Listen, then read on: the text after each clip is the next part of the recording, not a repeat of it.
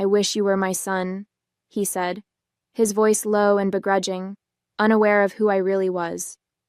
His son, my actual brother seated next to him, let out a derisive laugh, muttering something under his breath that I couldn't quite catch. This was it. The moment I had been waiting for. The moment I would confront my family and my past. I felt my pulse quicken, a mixture of nerves and resolve flooding my chest. They had no idea who I really was, but I was done hiding. I'd spent years preparing for this, building a life they'd never believed I was capable of, only for them to unknowingly come to me for help when they needed it most. My name is Danielle, and I'm 30 years old. A lawyer, a wife, a mother, these are the titles I've earned. But for those who don't know my story or didn't watch the first video about my life, let me take you back so you can understand the context and fully embark on this journey with me. I was born into a traditional family with strict expectations and little room for deviation. My parents' entire world shifted when my younger brother was born. He was everything they had hoped for, a boy to carry on their legacy, the golden child who could do no wrong. And me? I was deemed unnecessary. They saw me as a burden, a girl with no role in their carefully planned future. When I was just 6 years old, they made the unthinkable decision to leave me at an orphanage. They told me it was for my own good, that I'd have a better life. But I knew the truth. They didn't want me anymore. The orphanage was a tough place, but it shaped me in ways I didn't realize at the time. I learned to fight for myself, to channel my pain and rejection into something constructive. I threw myself into my studies, determined to prove that I wasn't the failure my parents had decided I was. Over time, that determination became my driving force. I excelled in school, earned scholarships, and eventually graduated with honors from law school. Becoming a lawyer wasn't just a career choice. It was my way of reclaiming control over my life. As I built my career, I tried to leave my past behind. I married Mark, a kind and supportive man who became my anchor. Together, we had a baby girl, a beautiful, spirited little girl who reminds me every day what unconditional love looks like. She's my everything, the center of the life I've created from scratch. But even as I focused on my family and career, the shadow of my childhood never fully disappeared. The question of why my parents abandoned me lingered, no matter how much I tried to bury it. Out of curiosity and a lingering need for closure, I looked them up. To my surprise, they were thriving, or so it seemed. My parents and brother were living the life I had been cast out of, their family business growing into a prosperous empire. It stung, even after all these years. Reaching out to the orphanage only confirmed what I already knew in my heart. They never once came back for me. Years later, life took a strange turn. Their business began to crumble, and in their desperation, they turned to a firm for help, the firm where I worked. My boss didn't know about my past and assigned the case to me. They didn't know who I was, and I didn't reveal it. I took on their case, not out of loyalty to them, but because I saw it as an opportunity. An opportunity to prove to myself that I could rise above their betrayal. And now here I am, sitting across from them, facing the very people who once decided I wasn't worth keeping.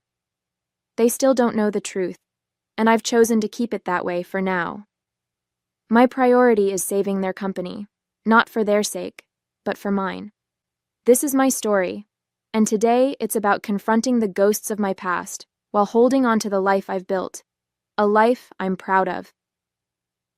"Who do you think you are questioning me like that?" my father said, his voice sharp and dismissive. He leaned back in his chair, his piercing gaze locked on me, as though daring me to challenge him further. I held his stare, my face calm even though my heart pounded in my chest. "I'm the person you hired to fix this," I said firmly, "and if you want me to succeed, I need to understand exactly how this company got into such a mess. That requires honesty from everyone in this room." The tension in the air was suffocating. My brother let out a derisive laugh from across the table, shaking his head. "Typical," he muttered under his breath. "We're supposed to lay it all out for someone who doesn't even know what it means to run a business like this." My father sighed heavily, rubbing his temples as though he was trying to hold back his frustration. "This company doesn't need lectures. It needs results," he said, his tone clipped. "We've already wasted enough time as it is." I could feel the sting of his words, but I refused to let it show. Keeping my emotions in check was second nature by now, especially with so much at stake. "Then let me do my job," I replied. "That's the only way your company is going to survive." My father's eyes narrowed, but he waved his hand for me to continue. I opened the folder in front of me, scanning the documents I'd spent hours reviewing. "Let's start with the lawsuits," I said, keeping my tone professional. "You're currently entangled in multiple legal disputes, contract breaches, unpaid invoices, and claims of unsafe working conditions on several properties. The negligence alone has left you exposed to potential millions in damages." My brother huffed, leaning back in his chair. "Those lawsuits are exaggerated," he said dismissively. "We've handled worse." I glanced up, leveling him with a firm look. "Exaggerated or not, they're real and they're dangerous. The unpaid invoices have creditors lining up to drag you into court. As for the unsafe working conditions, one of those claims involves serious injuries on a construction site, injuries that could have been prevented with proper oversight. If that case moves forward, it could destroy what's left of the company's reputation." My father shifted uncomfortably, but he didn't interrupt. I pressed on. "Your contracts are another disaster. Most of them are so poorly drafted that they're open to interpretation. In some cases, your team has outright violated terms, like payment deadlines or delivering on agreed timelines. That's the kind of negligence that doesn't just cost money. It costs trust." "And what exactly do you think we should do?" my father asked, his voice gruff but lacking the sharpness it had before. For the first time, he seemed less defensive, more curious. "I propose immediate triage," I said. "First, we settle the most pressing lawsuits out of court. It'll hurt, but it's better than going to trial. Second, we audit every active contract and rewrite anything with vulnerabilities. Third, we establish clear compliance protocols to prevent future violations. You can't afford another lawsuit like the one tied to the injuries." I paused, letting my words sink in. My father looked deep in thought while my brother scowled. "That's a lot of damage control," he muttered, "and a lot of money." "Damage control is all you have left right now," I replied, my voice steady. "But if we do this right, you'll stop the bleeding and buy time to rebuild." That night, after putting our daughter to bed, I sat at the kitchen table with Mark. The room was quiet except for the faint hum of the dishwasher, and I found myself staring at the cup of tea in front of me, untouched. Mark sat down across from me, his concerned eyes studying my face. "Tough day?" he asked gently. I let out a long sigh, finally meeting his gaze. "It's more complicated than I thought," I admitted. "I knew taking this case would be emotional, but now I'm questioning if I've crossed a line." "What do you mean?" he asked, leaning forward. I hesitated, searching for the right words. "They don't know who I am, Mark. My father, my brother. They have no idea that the lawyer they've hired to save their company is the daughter they abandoned. And here I am, sitting across from them, pretending to be just another professional. Ethically, it feels murky, like I'm deceiving them." Mark nodded slowly, his expression thoughtful. "But you're not lying to them," he said. "You're doing the job they hired you to do. If anything, you're giving them more than they deserve by even agreeing to help." "I know," I said, running a hand through my hair. "But part of me wonders if I'm doing this for the right reasons. Am I really trying to help them? Or am I just trying to prove something to myself? To them?" Mark reached across the table, taking my hand in his. "You're allowed to have complicated feelings about this, Danielle. What matters is that you're staying true to who you are. You've always believed in doing what's right, even when it's hard. If anyone can navigate this, it's you." His words brought a small smile to my face, but the weight of the situation still lingered. "I just don't want to lose myself in this," I whispered. "You won't," he said firmly. "And no matter what happens, I'll be right here, supporting you every step of the way." The next morning, I walked into the office feeling the weight of the previous night's conversation still lingering. My father and brother were scheduled to come in for a follow-up meeting, and I knew it would be another test of my patience and my resolve. As expected, they arrived 10 minutes late, bickering quietly as they entered the conference room. My father's expression was stern, as always, while Benjamin looked smug, as though he'd already decided I was wasting their time. I greeted them professionally, keeping my tone neutral as I outlined the agenda for the meeting. "Before we dive into specifics, I need to address a critical matter," I began, flipping open a file. "Your most pressing lawsuit involves a contractor suing for breach of contract. The damages they're seeking could sink the company entirely if this goes to trial." My father's face darkened. "That case is baseless," he said sharply. "We've dealt with contractors like this before. They always overreach." "With all due respect," I said, my voice firm, "the evidence against you is strong. There are email correspondences, signed agreements, and missed payments that support their claims. If you don't settle, you risk losing not just the lawsuit but your reputation entirely." Benjamin rolled his eyes. "So what? You want us to just roll over and hand them money?" "I'm suggesting a settlement that mitigates further damage," I replied, locking eyes with him. "The longer this drags out, the worse it will get, for your finances and your name." My father let out a frustrated sigh, leaning back in his chair. "And how much is this settlement going to cost us?" he asked, his tone biting. I slid a document across the table. "I've drafted a preliminary offer that should satisfy the contractor while minimizing the financial hit. It's not ideal, but it's the best option given the circumstances." Benjamin grabbed the document and scanned it, his lips curling into a sneer. "This is ridiculous. We shouldn't be paying them a dime. They didn't meet their deadlines either." "Benjamin," I said, keeping my tone steady, "this isn't about what's fair. It's about what's practical. Fighting this in court could cost double what this settlement proposes, not to mention the damage to your already fragile reputation." My father rubbed his temples, his silence indicating he was at least considering my point.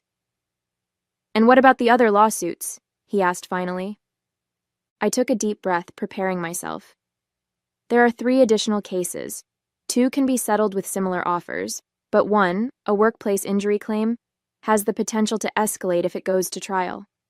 If that happens, we're looking at significant damages and a PR disaster. I recommend bringing in an outside mediator to negotiate a resolution quickly." Benjamin scoffed, throwing the document back onto the table. "You're making this sound like the company is hanging by a thread." "That's because it is," I replied bluntly, meeting his glare. "And if you don't start taking these issues seriously, there won't be anything left to salvage." That night, as I held my daughter in my arms, her tiny hand gripping my finger, memories of the orphanage came rushing back. The cold, sterile walls, the way I clung to my blanket at night, pretending it was my mother's arms around me. But she never came back. She left me there and never looked back. I thought about the day they abandoned me, how my mother avoided meeting my eyes as she whispered promises she never intended to keep. "This is for the best," she had said, her voice trembling. And my father? He didn't even have the courage to show up. He left the dirty work to her, hiding behind his pride and cowardice. I could still picture her walking away, my cries echoing in the orphanage hallway as the door shut behind her. I looked down at my daughter, her soft breathing grounding me in the present. I would never let her feel the way I had felt, forgotten, discarded, invisible. She was my world, and I would do everything in my power to make sure she always knew that. As the meetings progressed over the next few weeks, I began to notice subtle shifts in my father's demeanor. His sharp, dismissive tone when addressing me softened. He started listening more intently when I spoke, occasionally nodding in agreement or asking thoughtful questions about my legal strategies. It wasn't much, but it was different. In contrast, his patience with Benjamin seemed to be wearing thin. Each time my brother interrupted or dismissed my recommendations, my father's irritation became more visible. He would cut Benjamin off mid-sentence or fix him with a withering glare. Once, during a heated discussion about contract renegotiations, my father snapped at him. "If you had been paying attention to the details from the start, we wouldn't be in this mess." I stayed quiet, watching the dynamic between them shift. It was strange, almost unsettling, to see my father treat me with even a hint of respect, while growing visibly frustrated with Benjamin. A part of me wanted to speak up, to point out the irony of it all, but I didn't. This wasn't the time to draw attention to myself, or the truth. Instead, I focused on the work. The more progress we made, the more my father seemed to lean on me, trusting my judgment over Benjamin's increasingly defensive outbursts. I could see the cracks forming in their once solid alliance, but I kept my head down and stayed professional. For now, that was enough. At the next meeting, my father's demeanor was almost unrecognizable. He greeted me with a nod and a small smile, something I couldn't remember seeing directed at me, ever. When I presented my updates on the lawsuits, he listened without interrupting, and at one point he even said, "That's a good strategy." The praise caught me off guard, but I forced myself to stay composed. "Thank you," I said simply, jotting down notes as if his words didn't send a ripple of emotions through me. As the meeting went on, his comments became increasingly personal. "You're sharp," he said, almost to himself, as I outlined the mediation approach for the injury claim. "Methodical. You remind me of someone." I glanced at him, unsure where he was going with this. He exhaled heavily, leaning back in his chair. "Your precision, the way you think ahead. It reminds me of my wife." His voice softened as he added, "She had a way of seeing through the noise and finding the right path. She passed away last year. She would have liked you." The words hit me like a punch to the gut. The mention of my mother affected me more than I expected, and for a brief moment, the room seemed to close in around me. My mother. The same woman who left me at that orphanage. The woman who broke every promise she ever made to me. She was gone now, and I'd never have the chance to confront her or ask her why she left me. That made my chest ache in a way I hadn't felt in years. I wanted to scream, to let the truth spill out right there in that room. But I didn't. Instead, I swallowed the storm brewing inside me and forced a polite nod. "Thank you," I managed, my voice steady despite the chaos in my heart. That night, while Mark put our daughter to bed, I sat on the couch, staring at the television without really watching it. Mark eventually walked in, carrying 2 mugs of tea, and placed one in front of me. He sat down beside me, giving me that look he always did when he knew something was bothering me. "You've been quiet since you got home," he said softly. "What's going on?" I sighed, wrapping my hands around the warm mug. "My dad mentioned my mom today," I said. "He said I remind him of her, that she would have liked me." Mark raised an eyebrow. "How did that make you feel?" "Awful," I admitted, shaking my head. "Not just because he said it, but because she's gone. I didn't even know she had passed until now. I'll never get to ask her why she left me, why she didn't fight for me, and hearing him talk about her as if she were some saint, it was too much." Mark reached over, placing a comforting hand on mine. "It makes sense you'd feel that way. You've carried this pain for so long, and now it's resurfacing in ways you didn't expect. But Danielle, you don't need their answers to find closure. You've built a beautiful life despite what they did to you." I smiled faintly, grateful for his steady presence. "I know," I said quietly. "But part of me wonders if hearing his version of her will change the way I remember her, or if it even matters anymore." Mark squeezed my hand. "Whatever happens, you'll handle it the way you always do, with strength and grace." A couple of months passed, and the transformation was undeniable. The lawsuits had been settled or redirected toward mediation, the contracts were renegotiated with airtight terms, and compliance protocols were finally in place to prevent future disasters. The business was stabilizing, slowly but surely, and even the employees seemed to breathe easier. When the day of the final meeting arrived, I walked into the conference room feeling a quiet sense of accomplishment. My father and brother were already seated, their expressions subdued but less hostile than they'd been at the start of all this. My father even stood briefly as I entered, a gesture that caught me off guard. "Well," he said, clearing his throat as I took my seat, "I think we all owe you a thanks for everything." His words were halting, as if he wasn't used to saying them, but they carried a weight that wasn't lost on me. My brother crossed his arms, clearly less enthused. "Let's not get carried away," he muttered under his breath. "We're not out of the woods yet." I ignored him, focusing on the stack of documents in front of me. "No, you're not," I said calmly. "But you're on the right track now. This restructuring has given you a fighting chance, if you follow through and don't fall back into old habits." My father nodded, his face unreadable.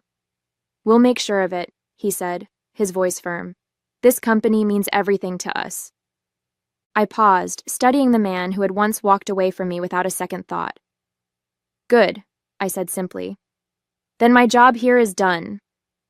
As I began gathering the documents to close the meeting, Benjamin leaned back in his chair with that familiar smugness. "Well, I guess even a blind squirrel finds a nut sometimes," he muttered, his voice dripping with condescension. I froze for a moment, but before I could say anything, my father's voice cut through the room like a knife.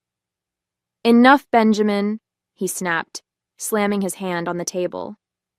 The sharpness in his tone made us both turn to him in surprise. His face was taut with anger, his eyes burning with a frustration I hadn't seen before.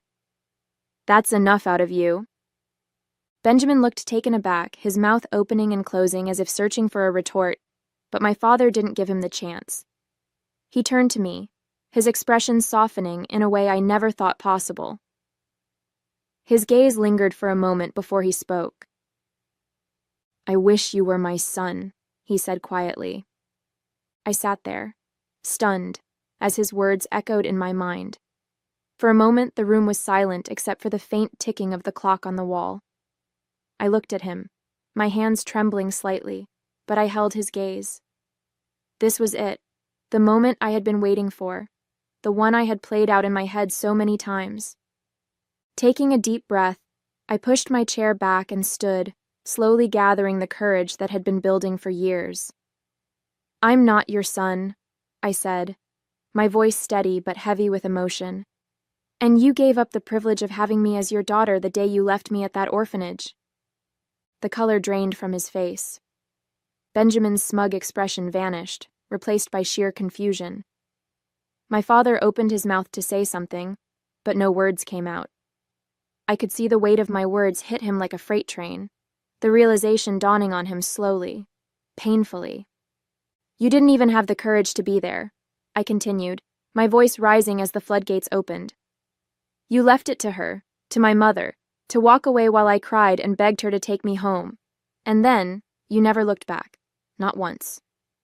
I took a shaky breath, letting the emotions pour out. "You left me and you never thought about what that would do to me. I grew up wondering why I wasn't enough, why I wasn't worth keeping. And now, here you were, sitting across from me, asking me to save the company you threw me away for. Well, I did it. I saved your company, Dad."